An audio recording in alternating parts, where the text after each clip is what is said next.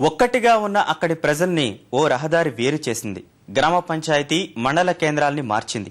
ప్రతి చిన్న పనికి 2 మండల కేంద్రాల చుట్టూ తిరగాల్సిన పరిస్థితి కల్పించింది. చివరకు అభివృద్ధికి దూరం చేసింది. రహదారే కొలమానంగా అధికారులు వేరు చేసిన నల్గొండ జిల్లాలోని 2 తండాల దుస్థితి ఇది.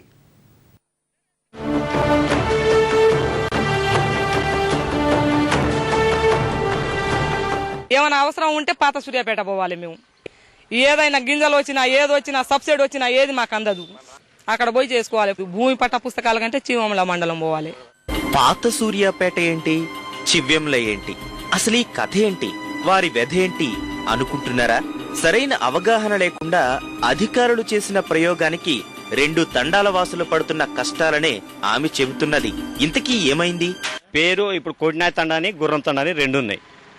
మండలం ఏమో ఆత్మకూరసు, ఇది మళ్ళీ చివ్వెంల మండలం, ఇది గుర్రం తండా. ఇది సంగతి. గ్రామం ఒకటే, మధ్యలో రహదారిని చూపి అధికారులు వేరు చేశారు.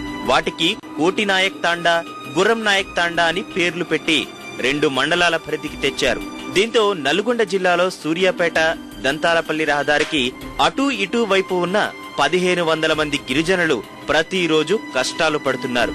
ఈ 2 తండాలకు కనీసం గ్రామ పంచాయతీలు కూడా ఒక్కటి కాదు. కోటినాయక్ తాండాను ఆత్మకూర్ ఎస్ మండల పరిధిలోకి తెచ్చిన అధికారులు పాత సూర్యాపేట గ్రామ పంచాయతీలో కలిపారు. గుర్రం నాయక్ తాండాను చివ్వెంల మండలం పరిధిలోకి తెచ్చి ఐలాపురం గ్రామ పంచాయతీ కిందకు తీసుకువచ్చారు.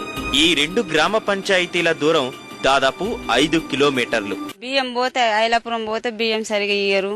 20 కేజీలు ఇచ్చినా 30 కేజీలు ఇచ్చినా మోసుకొని రావాలి ఆడి నుంచి, ఐలాపురం నుంచి.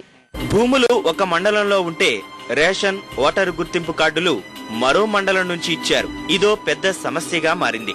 ఇలాంటి అనేక ఇబ్బందుల్ని 2 సర్పంచులు పట్టించుకోవడం లేదు. ఇదే కాదు, పథకాల లబ్ధి పొందాలంటే 2 మండలాలు, 2 గ్రామ పంచాయతీ కార్యాలయాల చుట్టూ తిరగాల్సిందే.